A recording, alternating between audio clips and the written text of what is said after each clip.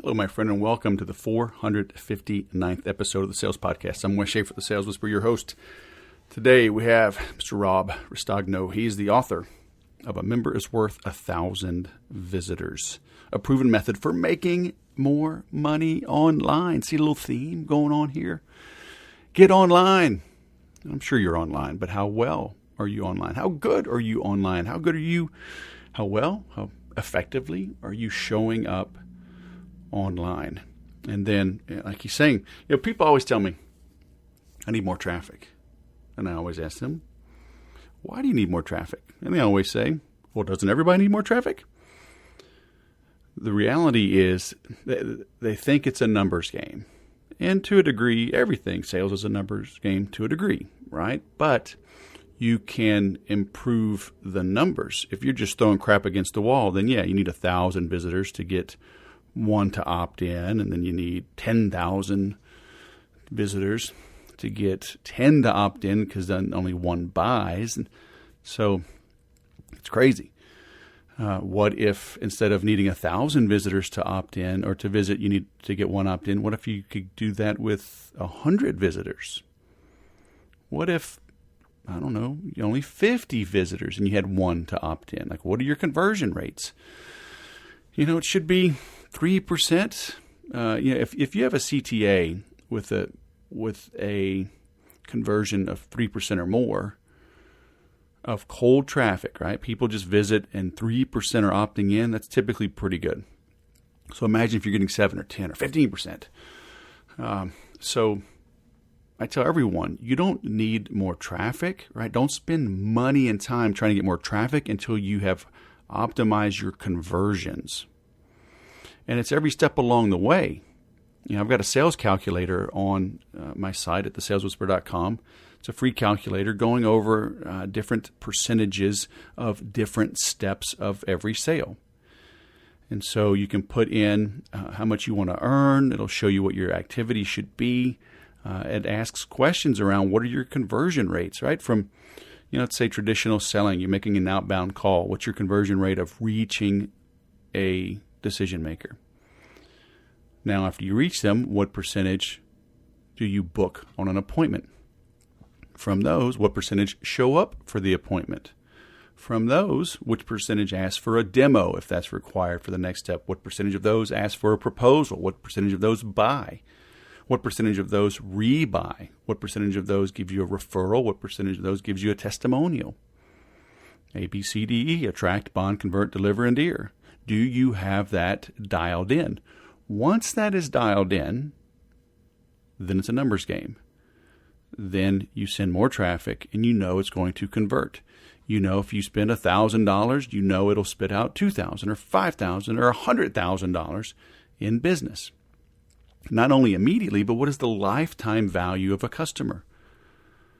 Okay, maybe you lose money to acquire that first customer.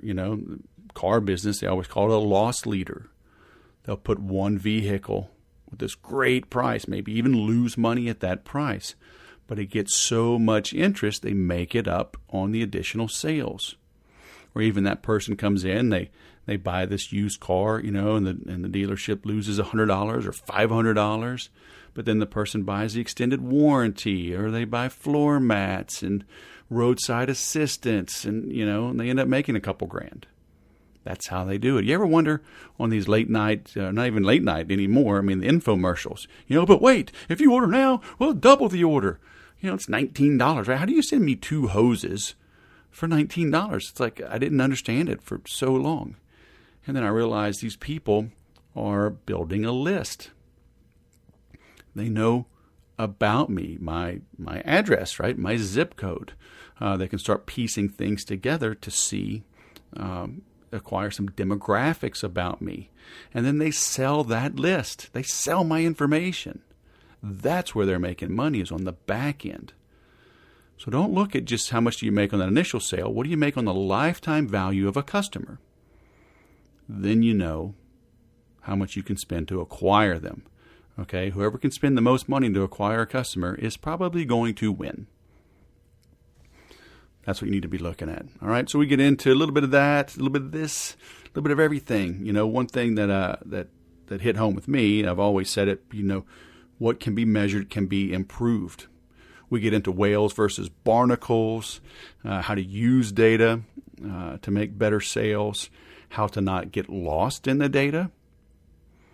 So some key things you're going to get out of this. All right. If you have questions on this, you want to continue the dialogue, I've got a free group, theimplementors.com. If you want access to my recordings, my workbook, my live weekly calls, and even more engagement, more timely answers to your questions, join me at 30daysalesgrowth.com, 30daysalesgrowth.com. All right. Now let's bring on our guest. Rob Ristagno, all the way from Hartford. You're going to help us make better sales through better data, right? Welcome to the Sales Podcast, man. How the heck Thanks, are you? Wes. Great to be here. Cool. So do salespeople really need data? I mean, look, we got a good bourbon collection. We got some jokes. We're quick on our feet. Isn't data kind of, overrated?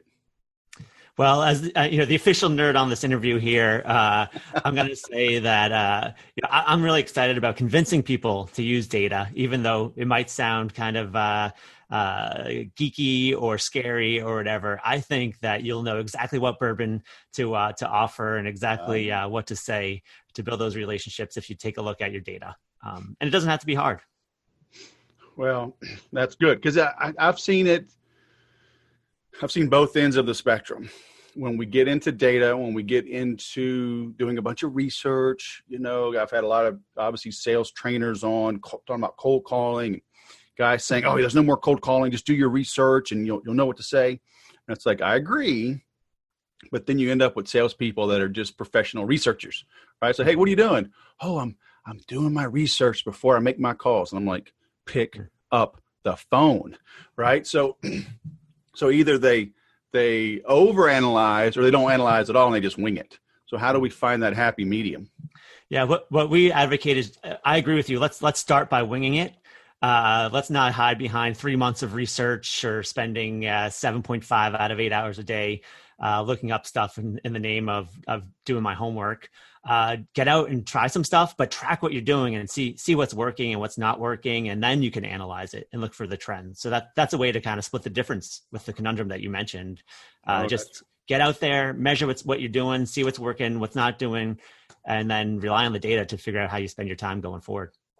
So when you're talking about research and data, are you more inwardly focused? Like what's the staff doing versus outwardly, like analyzing the marketplace, building your buyer persona and things like that? Or are you doing a little bit of both? We think both are very, very important. I would start with externally looking. And I think if I could leave everyone with one thing is that look at the data to figure out who your best customers are and who your worst customers are. Do a segmentation because 100% of the time, I try not to say 100% of the time, but it's true. 100% of the time when we work with the client, we find that they're spending just as much of their sales team time and just as much of their marketing dollars on the poor segments as the attractive segments. And just, we call the attractive segments your whales, and we call the people that are sucking all your resources your barnacles, and just stopping paying attention to your barnacles and reinvesting that time into your whales, you're going to see a huge spike in your sales. Well, I've always said, the old adage is eat the rabbits while you hunt the elephants. Right? Because, the whales are fantastic, but they can take 3 months. They could take 3 years to land, right?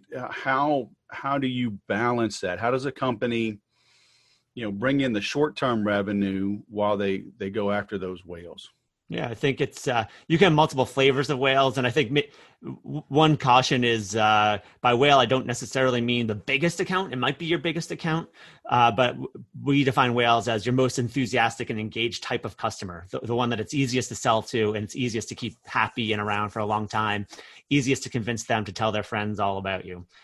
So I do agree with having multiple types of whales to focus on. So you have a diversified approach and you're not waiting only for the big, GEs, Coca-Colas of the world to buy your product. You're kind of diversifying, and you'll have some big companies, some medium companies, or just different types of whales to look at.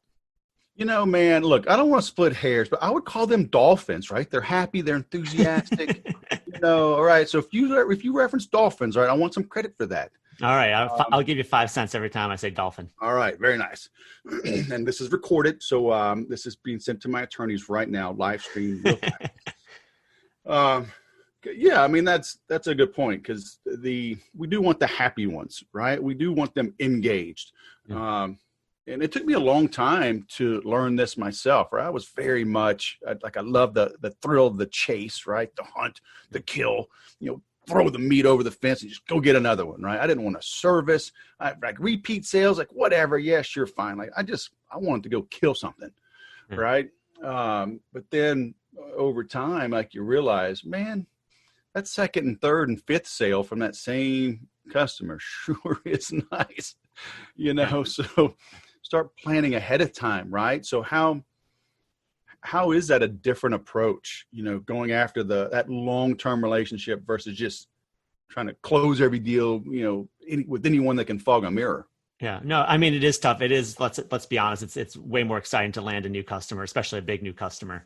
But it's 6 to 7 times easier, every metric you look at, to keep an existing customer around longer, upsell, cross-sell, retain them, than the other way around. So as part of this diversifying your portfolio of what you're focusing on, a big chunk should be on retaining, upselling, cross-selling your existing customers.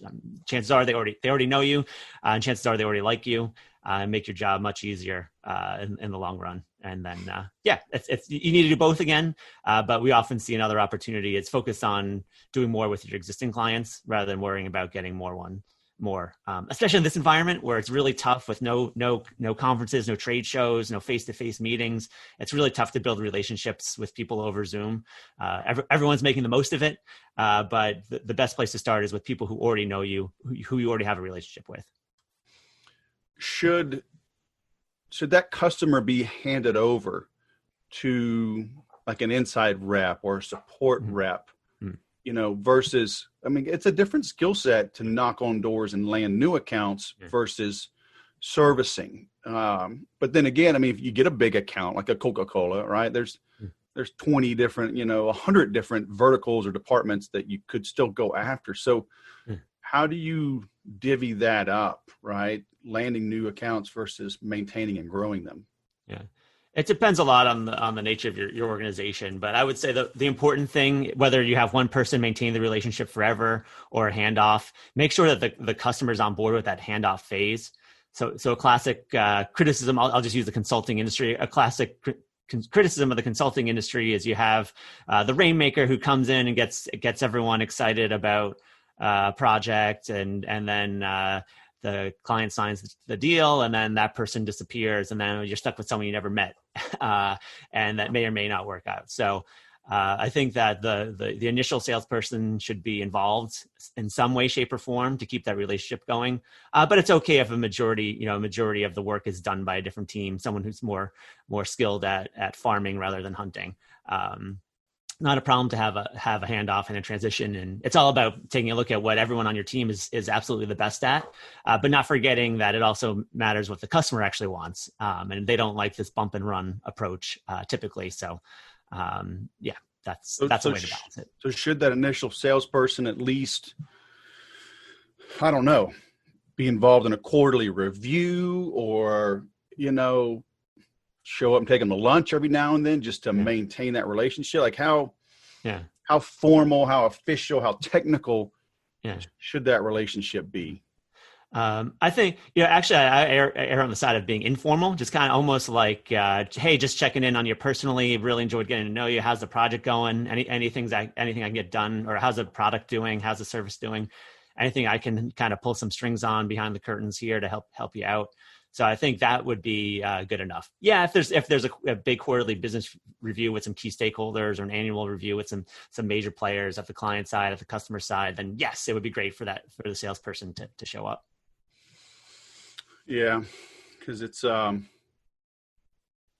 relationships are key, but there's a lot of knucklehead salespeople that can ruin things, actually, But I mean, I know it's hard to put it on a broad brush, but I do like that approach of keeping it informal, because obviously if you did the right thing and it's a good sale and the client is benefiting, they should be happy to talk with you, and you should be able to grow that business.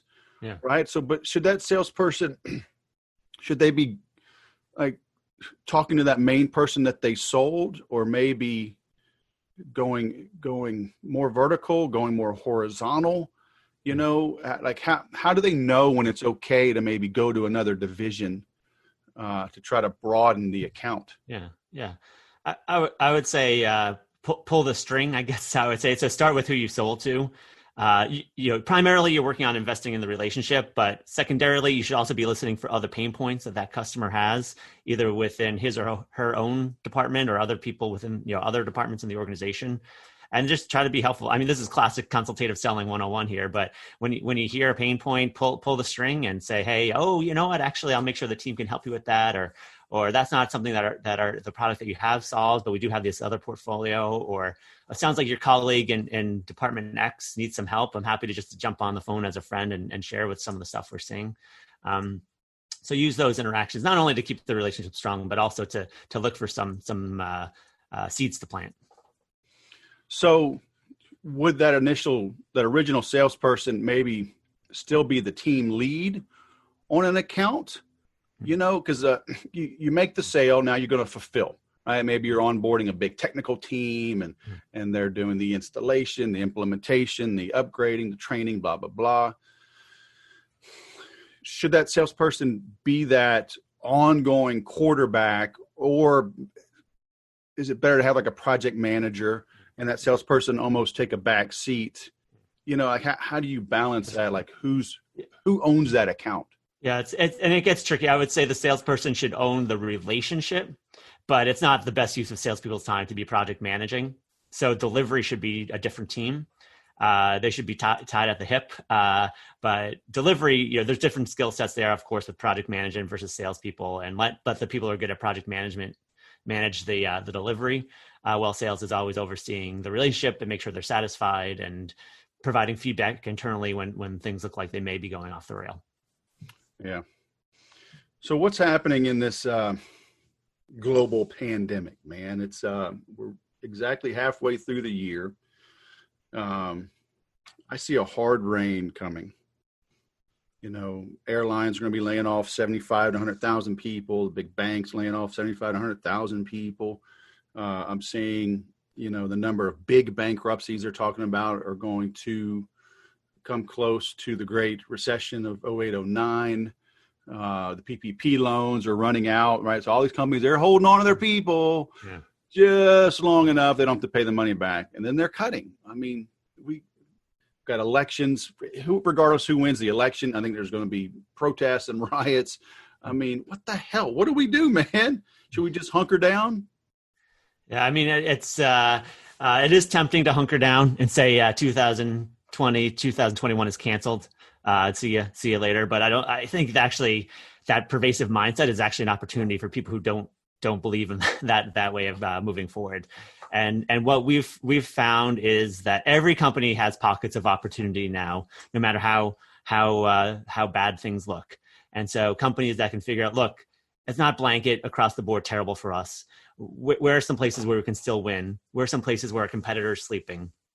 Where is there something that our offering, our messaging can be tweaked for the current times? And those companies that move forward there will come out leaner and meaner than ever before. Will they still have to do layoffs? Unfortunately, probably yes. Will their sales go down, relative to what they were doing?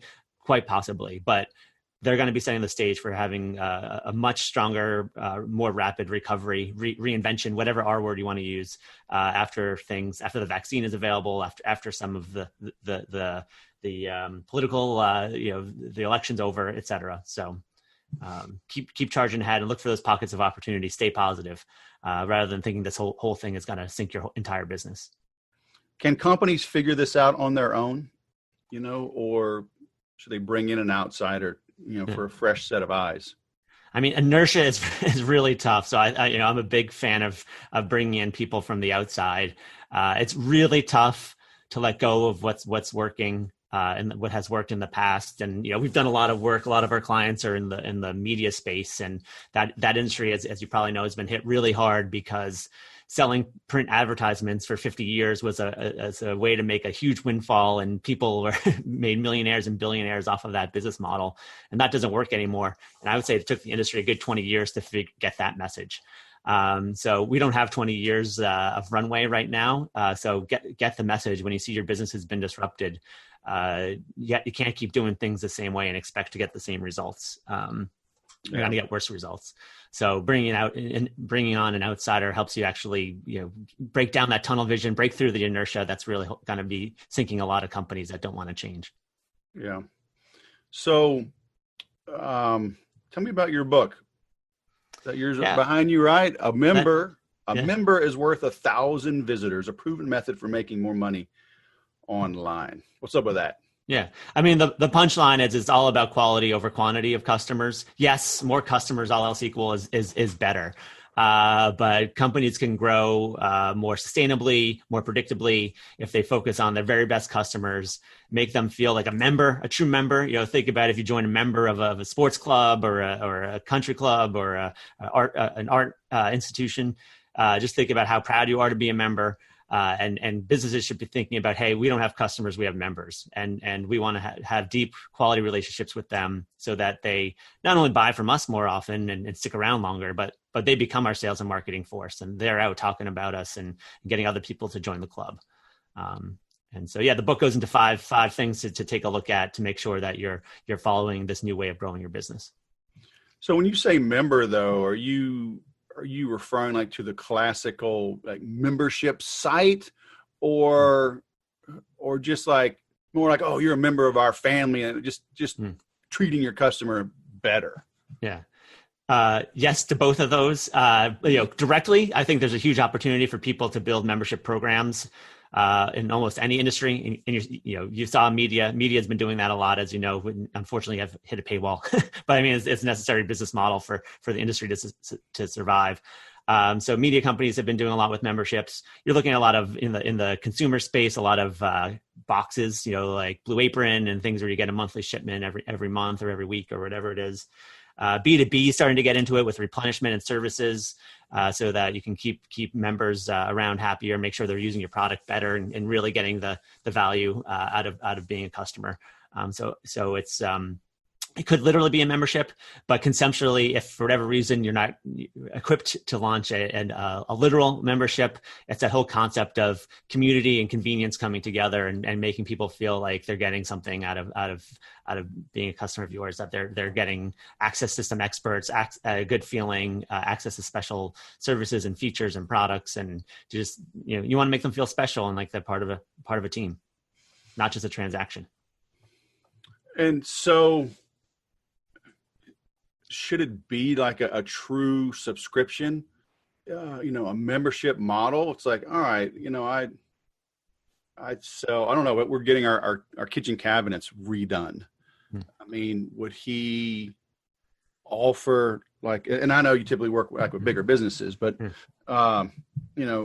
even this is a contractor, but I mean, there's big firms that do, general contractors that do remodeling and whatnot. Should they offer like a warranty service, or every 6 months we'll come and, wipe them down, oil them, adjust your hinges? I mean, something as rudimentary as that. Yeah. I mean, that's a great idea. Just kind of, hey, thank you for using us, and we're going to come back, in the cabinet case, come back, as you say, every 6 months and do an inspection. And if anything gets nicked or chipped, we're going to fix it up for you. And we're going to replace the hardware every 3 years, or, whatever, the knobs will get, a little loose or whatever. We're going to tighten them up. I think that's just ancillary revenue. And the in terms of division of labor, the main people who come and install the cabinets don't have to be the ones coming back and polishing and cleaning. You can find a different pool of people to do that at a probably lower wage and make a nice little profit for the company. It's all incremental. Sure. So give us an example of like a bigger company that you helped do something, kind of get into that membership mindset. So we have a client in the home brewing space. Oh, nice. They publish a lot of great content about home brewing and had some events, and we really help them get into the e-commerce game where they can actually build a membership program online that allows members to get access to their archives of content. They can search their archives of content as if it's like Googling anything about homebrewing. And all, this is a very technical, scientific field, so you can't just Google something in general Google and expect to get a good answer, a reliable answer. There's lots of people with opinions online, but if you want the authoritative answer, you come to this and join this membership. And there's monthly get-togethers online. There's an expansion of events. There's special discounts on events. So it's really a great opportunity to bring together this community that has been seeking answers to lots of technical questions. And now you bring them all together in one place, and they can talk to each other and get access to the gurus in the space. And of course, have reliable information that they can search as a member. Yeah. Is there a model you've seen that works better than others, like a $1 trial or, free trial with automatic, enrollment, or throw in the membership as a bonus, with an order now or something like that? In general, the rule is show, not tell how great your product is. And there's lots of different ways to show, not tell how great your product is. You rattled off a lot of the most common ones. You could do a free trial. You could just have a free version that you have to upgrade for some paid features. You could just have lots of great content and information out there to demonstrate how great your stuff is. You have demos. It depends a lot on what your product is. But I think get the customer to really understand what they're going to get, what value they're going to get out of using your product or service before you ask for the full sale. And I think you're going to get a lot more commitment there. You want. I would just say one little asterisk on that though is you want some commitment from the customer, because you don't want to waste your time with lots of looky-loos who are just going to. I don't know, when Disney Plus came out, everyone signed up for the 7-day free trial and watched 3 movies and canceled. You have to, it's a funnel, and some people converted but think about ways to get a little bit of commitment from people, at least require them to plunk down a credit card. So there's some commitment there. Be ethical though, allow them to cancel easily. Don't kind of trick them into subscribing, but you want a little bit of a hurdle to have the customer have some skin in the game as well. Yeah. So I'm not familiar with Disney, I'd assume they got the credit card info up front, right? Or was it, do you know? Yeah, I assume they did as well. I know though they stopped giving away free trials because I think they weren't happy with the number of people coming in and just kind of watching 1 or 2 shows during their free trial and canceling. I assume you're right. I assume they would have asked for credit cards. Yeah. Funny thing, well, we joined. I joined just for the what was the little baby Yoda? The Mandalorian. So I'm still a kid at heart. And I still have 7 kids. So, they like Disney as well. There you go. You're getting money's worth. That was a good price. But the, on the gated info and all, I get all these links, right? Friends will share something and, it's a New York Times. Oh, it's Business Insider. Oh, I've already had my 3 free views. I'm like, I'm not going to join. I'm not going to pay the New York Times. I don't read it enough, so I guess it's all the info's in the data, right? Just try it and see what happens. Cause they're losing me, and I could be some eyeballs that maybe click on an ad that they would generate some revenue. But I guess, is it just a little bit of trial and error to see, do we do it gated and do less ads, or do we do, free and a whole bunch of ads? Because on the flip side, right, there's some websites I don't go to anymore, because you go there and it's a pop-up at the top, it's a hello bar, it's a pop-up, it's a thing in the footer, and it's crammed with ads. And I have to use the Safari reader just to see the damn content. Yeah. So, there's always examples of taking either one too far, but is it just test and measure and see which way really works?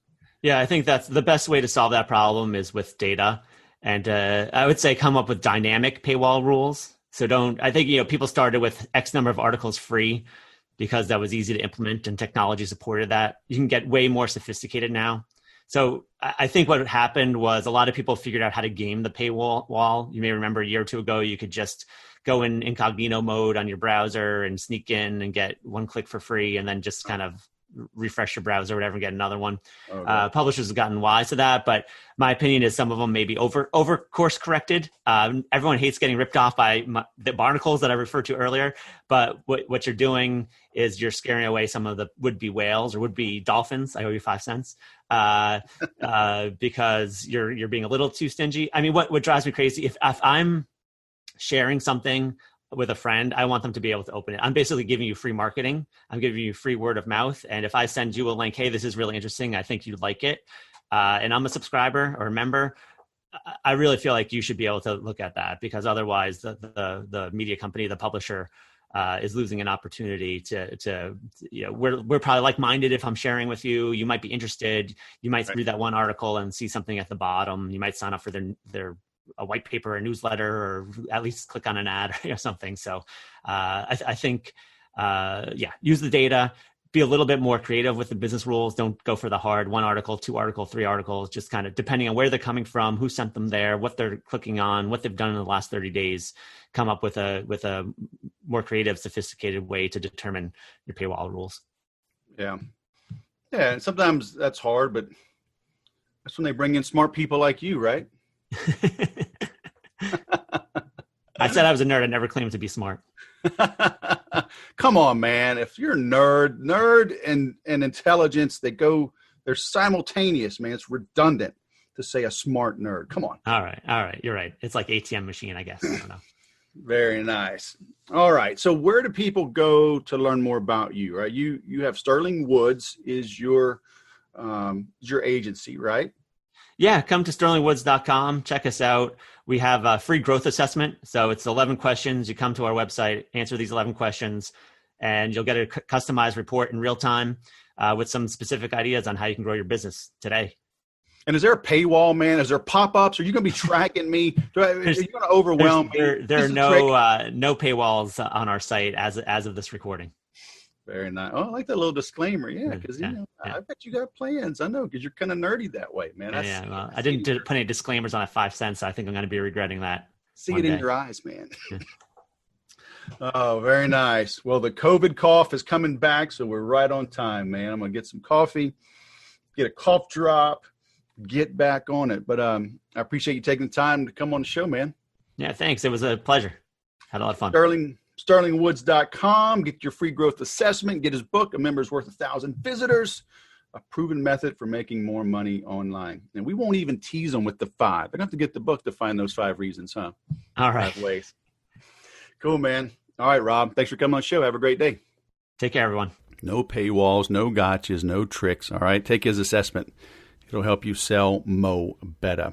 I love some of his numbers. He's talking about it's 6 to 7 times easier and more profitable to keep a client and upsell them. Amen. And look, I admit for the longest time, I was a wham, bam, thank you, ma'am. Go out, land a deal, throw it over the fence, go back, get another one. Didn't want to do all that hand holding. But look, the money is in the follow-up, the nurturing, the support. Okay, A, B, C, D, E, the cash, the close, the customer, the client. There's only the halfway point. You've done 2 things to get them. You attracted and bonded. Now you have to do 2 more, deliver and endear. Then you get repeat business, referrals, testimonials. That's how you grow. All right, build that inertia. So many good things in there. I hope you liked it. If you got questions, join me, theimplementors.com. If you want to really commit to getting better, 30daysalesgrowth.com. Join for a year and save 50%. All right. I promise you need it. We all need it. We need mentorship. We need coaching. We need to be surrounded by people that push us and make us better. So come do it. Invest in yourself. You heard me? Now go sell something.